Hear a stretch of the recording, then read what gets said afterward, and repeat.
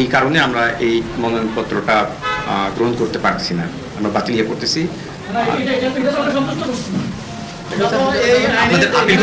আপনাদের আপিল করার সুযোগ আছে, আমাকে শেষ করতে দেন। যেহেতু 29 তারিখ এগুলো দাখিল করেছি, বাছাইয়ের দিন আনুষ্ঠানিকভাবে এগুলো রিটার্নিং অফিসার যিনি আছেন নির্বাচনের, প্রতিটি আসনের রিটার্নিং অফিসার যেভাবে আছে, উনি 4টায় এটা যথারীতি শুরু করেছেন আমি জেনেছি। সেখানে উনি নিজের থেকেই প্রত্যেকটি আইটেমে সংশ্লিষ্ট ডিপার্টমেন্টের যারা কর্মকর্তা আছেন, যেমন বাংলাদেশ ব্যাংকের প্রতিনিধি থাকে, যেটা এটা আমাদের মাদার ব্যাংক, সব ব্যাংকের রিপোর্ট তাদের মাধ্যমে কালেক্ট হয়, কোনো ব্যাংকে কোনো ধরনের খেলাফি ঋণ আছে কিনা এ ব্যাপারে স্পষ্ট ভাষায় বলেছেন ডিসি সাহেব নিজে, যিনি রিটার্ন অফিসার, উনি ঋণ খেলাফি নন, ব্যাংকের কোনো অভিযোগ নাই। ট্যাক্সের কোনো অভিযোগ আছে? উপস্থিত ট্যাক্সের যিনি অফিসার ছিলেন কর্মকর্তা, তিনি সুস্পষ্ট বলেছেন ওনার বিরুদ্ধে এই রিটার্নিং অফিসারের সামনে যে ডকুমেন্ট আছে মনোনয়নপত্র হলফনামা, সেই ভিত্তিতে বর্ণনায় এ ধরনের আমাদের কোনো অভিযোগ নাই। তৃতীয় হচ্ছে মামলা, সব কিছু গ্রহণ হয়েছে, সব এভিডেন্স আছে, বর্ণনা আছে, সব কিছু আছে। নিজের থেকে একটি মামলা নিয়ে আসলেন সামনে, সেটা আমার কলমে উল্লেখ আছে এবং এটার পেপার সাবমিট করা আছে। মামলাটা কি? মামলাটা হচ্ছে 2013 সালের তৎকালীন তথাকথিত যে আন্তর্জাতিক অপরাধ ট্রাইব্যুনালের আইসিটির যে কোর্টটা ছিল, যেটাকে বলা হয় ক্যাঙ্গারু কোর্ট, আন্তর্জাতিক আইনজীবীরা এটাকে এই নামে আখ্যায়িত করেছে। সেই আইনে আমাদের দেশের 6 জন সূর্য সন্তানকে ফাঁসি দেওয়া হয়েছে অন্যায়ভাবে। সেই আইনে আমাদের অসংখ্য নেতাকে, শীর্ষ নেতাকে, আল্লামা দেলোয়ার হোসেন সাঈদী সহ অনেককেই আমৃত্যু সাজা দেওয়া হয়েছে, মৃত্যুদণ্ড, আপিলে গিয়ে সেটা হয়েছে। এই মামলায় অনেকেই সারা জীবন জেলে ছিলেন, পরিবার থেকে ডিটাচ ছিলেন, সেখানে তাদের মৃত্যুবরণ হয়েছে। একই ধরনের মামলা বা ট্রায়াল যেটা হচ্ছিল এখানে, জুডিশিয়াল কিলিং যেটা আমরা বলি, অর্থাৎ বিচারিক হত্যা। কেন বললাম বিচারিক হত্যা? এই জন্য বলছি, এই মামলায় দায়েরকৃত একজন আসামি চৌধুরী মঈনুদ্দিন ব্রিটিশের আদালতে তার মানহানিকর মামলা করেছেন। আমরা সবাই জানি ব্রিটিশ আদালত পৃথিবীর আইন এবং আইনের স্ট্যান্ডার্ড ন্যায় বিচারের ক্ষেত্রে সর্বোচ্চ একটি আদালত হিসেবে স্বীকৃত। সেখানকার আদালত বলেছে এটা জুডিশিয়াল জেনোসাইড। জেনোসাইড বলেছে এখানে একাধিক মানুষকে খুন করা হয়েছে, সে কারণে জুডিশিয়াল জেনোসাইড বলেছে। এটিএন আজহারুল ইসলাম সাহেব 24-এর 5 আগস্ট পরিবর্তনের পর ওনার মামলা রিভিউ করেছেন। ওনার মৃত্যুদণ্ড আদেশ ছিল, অন্তর্বর্তীকালীন সরকারের সময়ে আদালত স্বাধীন ছিল, ফেসিবাদী আমলে আদালত স্বাধীন ছিল না। সেখানে রাজনৈতিক ফেসিবাদী সরকারের হস্তক্ষেপেই এই সাজানো রায় মানুষগুলোকে জুডিশিয়াল কিলিং হয়েছিল। আল্লাহ তাআলা ওনার হায়াত রেখেছেন, মৃত্যুদণ্ড থাকলেও রিভিউটা বাকি ছিল। সেই কারণে রিভিউ পিটিশন উনি দায়ের করেছেন। যখন অন্তর্বর্তীকালীন সরকার আসে, বিচার বিভাগ স্বাধীন হয়। ফুল বেঞ্চে শুনানির পর আদালত অনেকগুলো মন্তব্য করেছে। আদালতের প্রথম মন্তব্য হচ্ছে ওনার উপর যে মৃত্যুদণ্ড দেওয়া হয়েছে এটা আইনসম্মত হয়নি, রাজনৈতিক হস্তক্ষেপ হয়েছে এবং যথাযথভাবে বিচার হয়নি। সাক্ষীর দুর্বলতা আছে, আইনের দুর্বলতা আছে, পক্ষপাতিত্ব আছে, ডিক্টেশন আছে। সেই কারণে ফুল বেঞ্চে অ্যাপিলেট ডিভিশনের 7 জন বিচারপতি চিফ জাস্টিসের নেতৃত্বে যে রায় দিয়েছে, এটিএম আজহারুল ইসলাম 1971 সালের কোনো কথিত মানবতাবিরোধী অপরাধের সাথে জড়িত নন, তাকে বেকসুর খালাস দিয়েছে।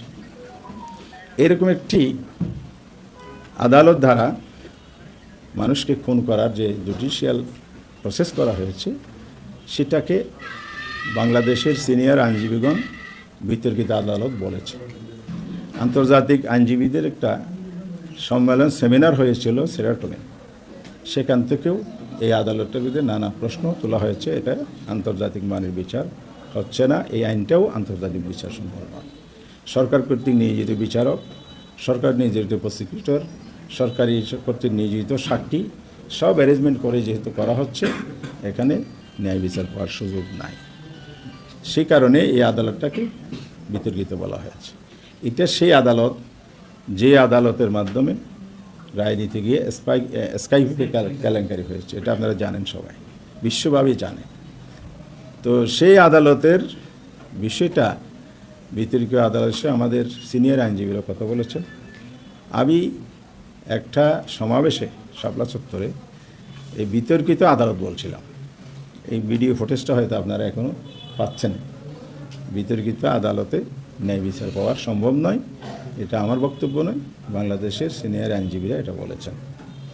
এই কোড আনকোড এই বক্তব্যটাকে পলিটিক্যাল উদ্দেশ্যে ইন্টেনশনালি আদালতে নিয়ে আসা হয়েছে।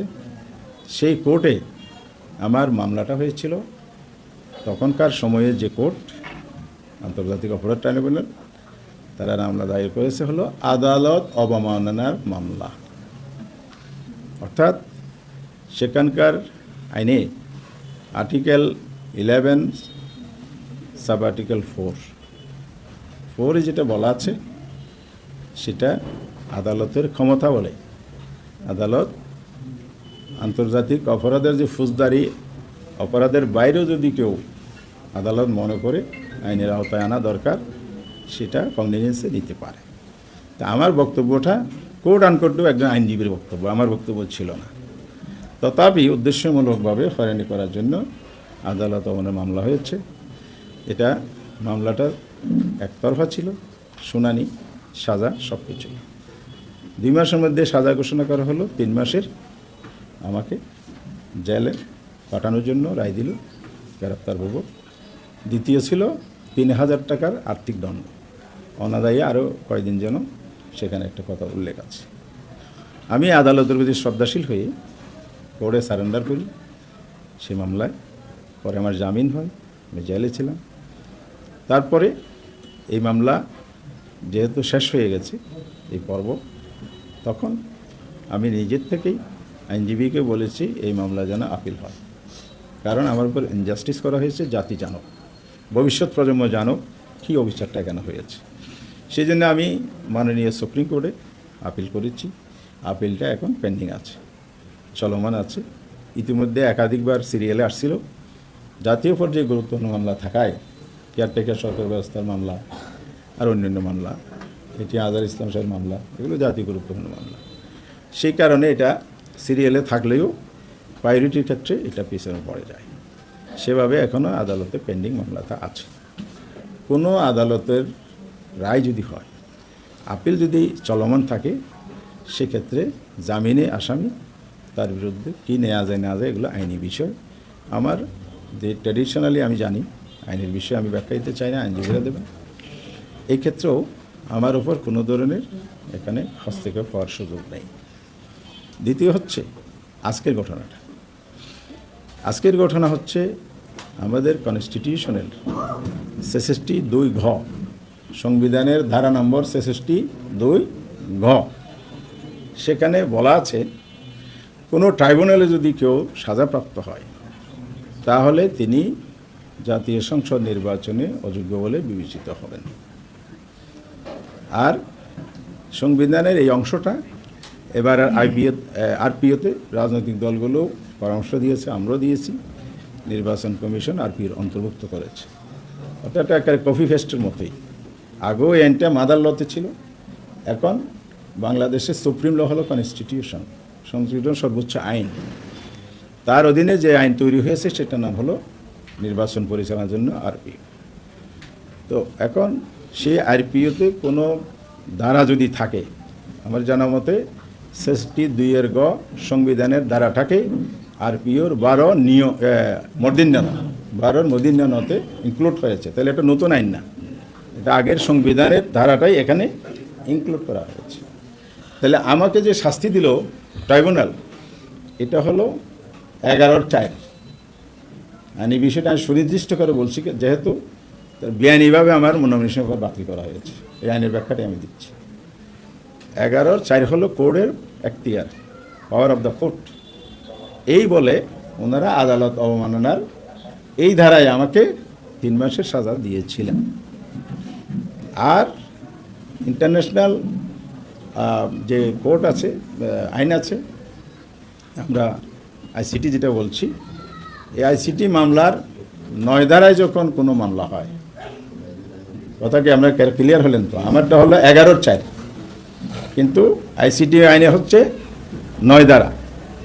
9 ধারা যদি মামলা হয় তাহলে সুনির্দিষ্ট মামলা হইতে হবে সুনির্দিষ্ট অপরাধের উপর, যে এই আসামি এই ক্রাইমগুলো করেছে, ফৌজদারি অপরাধ। নাম্বার 2, এটার উপর তদন্ত হতে হবে।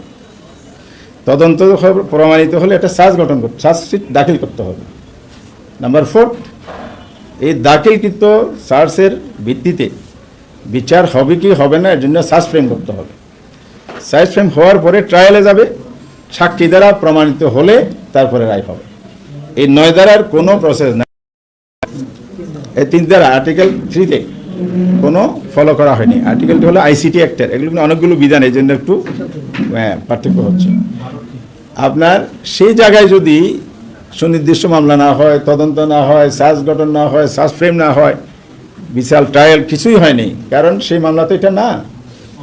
এটা হলো একটা বক্তব্যের মাধ্য দিয়ে ইন্টেনশনালি একটা মামলা করা হয়েছে রাজনৈতিক উদ্দেশ্যে। কোন সরকার? যারা মানুষ খুন করেছে, গুম করেছে এবং আদালতের দরজার উপর লাঠি মেরেছে, সেই সরকার। এটা সেই সরকার মানুষকে বিচারের শেষ আশ্রয়স্থল ধ্বংস করে দিয়েছে। সেই সরকারের আমলের, ফেসিদা আমলের একটা মামলায় অন্যায় বেআইনিভাবে আজকে আমার নমিনেশন উপর ওনারা অ্যাকসেপ্ট করেন নাই। এটা কত বড় যে অপরাধ এবং অন্যায় হয়েছে, এটা আগামীতে প্রমাণিত হবে ইনশাআল্লাহ।